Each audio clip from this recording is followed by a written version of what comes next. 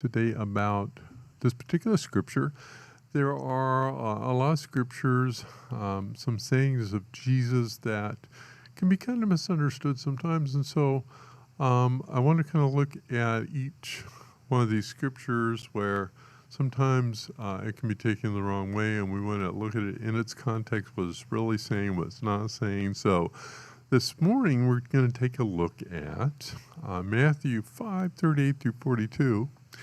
And let's go ahead and read that. It says, "You have heard that it was said, an eye for an eye, a tooth for a tooth. But I say to you, do not resist the one who is evil.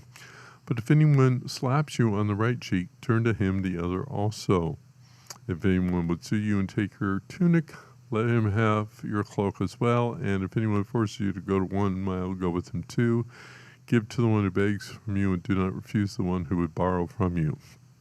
Now, the first two examples that we have in there, obviously, that it's someone that's lashing out, right? Lashing out legally, lashing out physically. And what Jesus is talking about here is the law, right? He's saying, look, this is the law. You're well within your rights. If someone strikes you, with someone take something of yours, for retribution.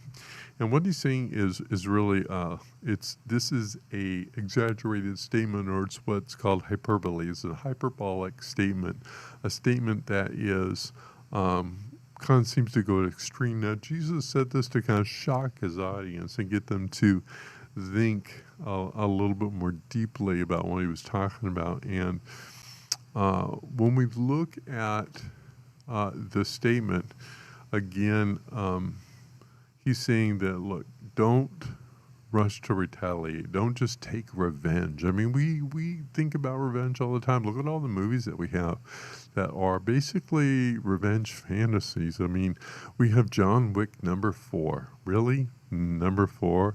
The whole movie is just about really revenge, right? I think one, they killed his dog, and so he just kills hundreds of people. And we have this desire within us, in our flesh, of course, to lash out, to lash back. And Jesus is saying, look, I don't want that to be your first reaction. We want to win people over with the love of Christ. And so he talks about loving your enemies, praying for those that persecute you. What this is not saying, however, is that Jesus is not telling you to be a doormat. Okay, he's not saying never resist an evil person or never resist a lawsuit. What he's saying here is just don't choose retaliation as your first thing. Don't lash out, right? And I think it's important that we understand that, because he's also called for us to fight against evil, right? We see the Apostle Paul talks in Romans that we're in a spiritual battle, but that spiritual battle that we're in, there are very real physical enemies that are involved in promoting ideas, ideology. We have groups that are actively fighting against the church, what we believe, desecrating our churches, our sanctuaries. There's all kinds of things that are going on. And so sometimes people read a passage like this and they think, oh, we're supposed to be totally non-confrontational and just kind of lay down and take whatever's dished out. But that's not what he's saying. This is more on a personal application of, try to overcome evil with good. But say, for example, your child right now, if they're in a school and what they're teaching is obviously not just the opposite of what you believe, but it's in contradiction. It's basically saying what you believe is evil, and that's going on in quite a few educational institutions in the United States. And what are you going to do? You're going to go, wow, that's just the way it is? No, of course not. You're going to fight against that. You're going to speak truth, right? Jesus came to bear witness to the truth. We're to do what? Same thing, bear witness to the truth. Now, are we violent about it? Absolutely not. But we are called to speak out. We are called to do within the law what we can do. And I know that sometimes, well, we become impatient with that, but that's what God has called us to do. So it's not that we become a doormat. And again, some people might take this in a personal light and say, well, things are done to me. There's, I just have to take it. Sometimes, right,